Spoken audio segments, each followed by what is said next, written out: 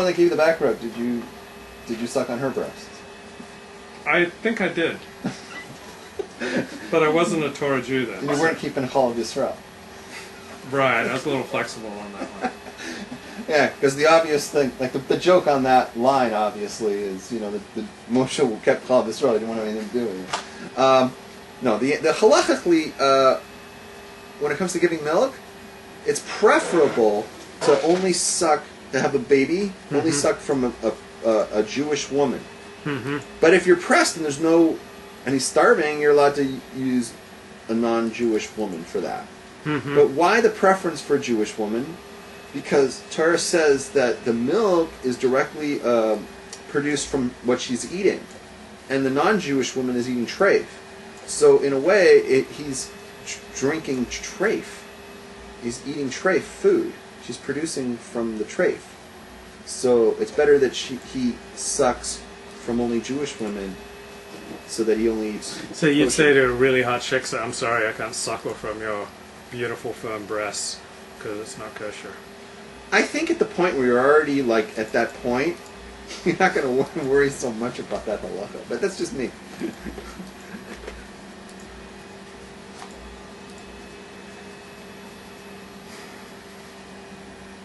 Could Moses have led the people if he'd grown up as a slave like his fellows? It's brought down that the answer to that is no. That was one of the God's doing. That when God put them in Even slavery, Ezra, I think, said that. It's God's doing that when God creates. It says when God, prior to the time that God creates the machla, the terrible thing that's going to befall on the Jews. There's a word for that. Not when you a disease. A disease. Before God creates the disease, He creates the cure to the disease. So before He put them in slavery, He had to wait for them to get out. And His plan was, okay, I need to get them out. I'm going to have to put... He devised this plan where Moses is going to have to be a prince. He's going to have to be part of Paro's... That's what's going to save the Jews. Because we already know that works. Why?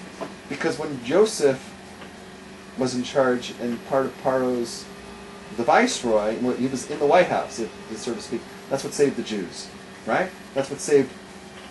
So that's how you got into this mess. That's how we're going to get out of it. We'll put Moses. It's going to be the new Joseph. He's going to be in the White House, and that's how he's going to get them out. A regular slave would not be able to pull that off because he'd be looking as a rabble rouser, right? You know, just a normal guy like, let's go fight Pharaoh. You know, they would have come and they would have beaten the crap out of him, and they would have killed him, right?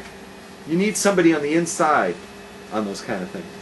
When you hear God praising the land of Israel, how do you feel? Because you hate Israel. No, I hate the state. And I don't even hate... Let's not put words in my mouth. I've never said anything bad about this land of Israel in my entire life. Eretz Israel is a blessing. It's a great place. I have said things that I hate that the state of Israel that's there does. I never... Like the gay pride parades. I hate the fact that they do gay pride parades. I hate the fact that they allow everybody driving on Shabbos. I hate the fact that they allow people to sell pig in the middle of downtown Tel Aviv. I hate all these things that they do, right? But I never said that I hate the state of Israel. So thank you for taking it to 2 steps away from what I've ever said. You're welcome. But that's not. He's not talking about the state of Israel. He's talking about the land of Israel. The land of Israel is a bracha. Nobody would argue with that. I was watching the movie Caligula Saturday night, and it kind of reminded me a bit of... All right, have you seen Caligula? No, I've not seen. I don't even know what that is. Penthouse put it out in 1979. About Gucci. About what? About Caligula. He was this very corrupt Roman Caesar who slept with his sister and did all sorts of gross debauched things.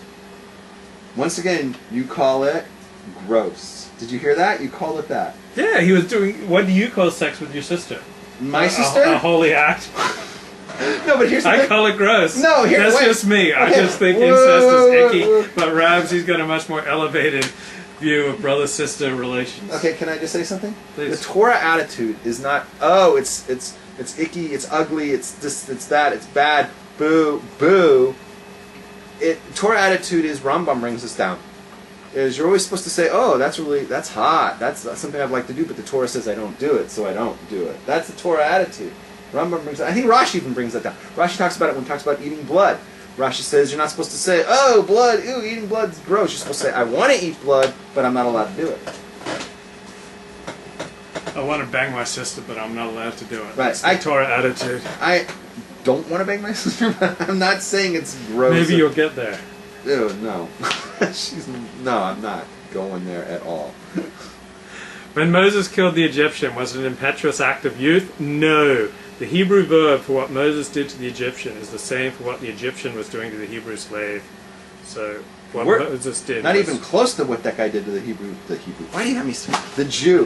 What did he do to the Jew? Let's bring him through the up the. Well, the verb. What's the verb? Well, the Egyptian. Macha? He was striking him. But hey, let's bring him up to date on the story. What's the whole story? Well, what did the Jew do? What had the Jew do that caused this goy to hit him? Genesis chapter 2, verse 11. Moses saw an Egyptian man striking a Hebrew man. A Jew.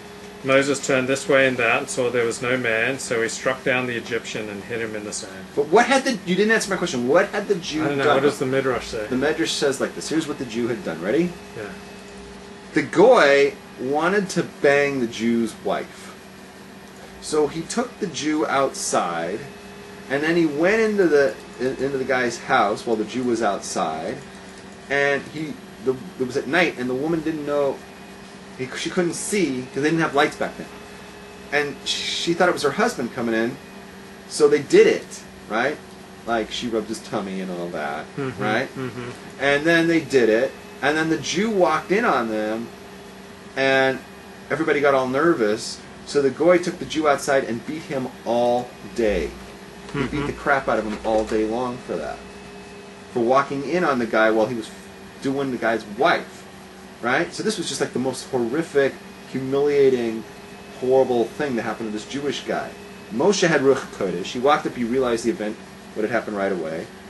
And he said, I'm going to take care of this guy. Because this guy's disgusting.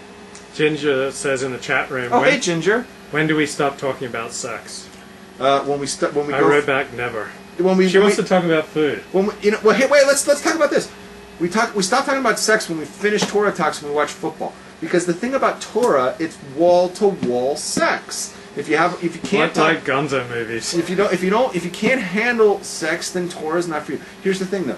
Ginger, right? And you have like a similar kind of like a Protestant outlook on all this stuff. So. She's perfect in this conversation because in your world, the way you're brought up, sex is ugly, right? Sex is dirty. It's like, and having sex is like, is like banging uglies. It's dirty and it's this. Shameful. Shame. But that's not a Jewish way of looking at it. Jewish is, that you want to have sex and you think it's beautiful and the naked body is awesome and, Some naked bodies, particularly if they're like airbrushed. And that's the Jewish outlook. The Jewish outlook is, hey, let's talk about sex. So when this wife had this Egyptian inside of her, she didn't realize that something was up? Oh, there was something up. We've had a talk about this before, where you said that how could somebody not know who they were with? Oh, it was with Yaakov and his getting mixed up between Leah and Rachel. Yeah. You're like, how come these guys... I could tell the difference between Rachel and Leah. Like I would take that test. Like Hashem, give me the test. Give me two sisters. Give me this test. I'll figure out the difference between them. Let's talk about something. Rondé and Tiki Barber are identical twins. If I was with Rondé and Tiki. No, wait a second. They actually, I saw this. I was watching a thing on them. I made about on ESPN. It was years ago. Where one of them was busy one night, so they had the other one go out with his girlfriend because the guy wanted to be in two places at one time. So he called his brother in, and his brother went out with the girlfriend, and she didn't know. This was a girl who was sleeping with his brother, and she did not know that she was with the guy's brother at the time.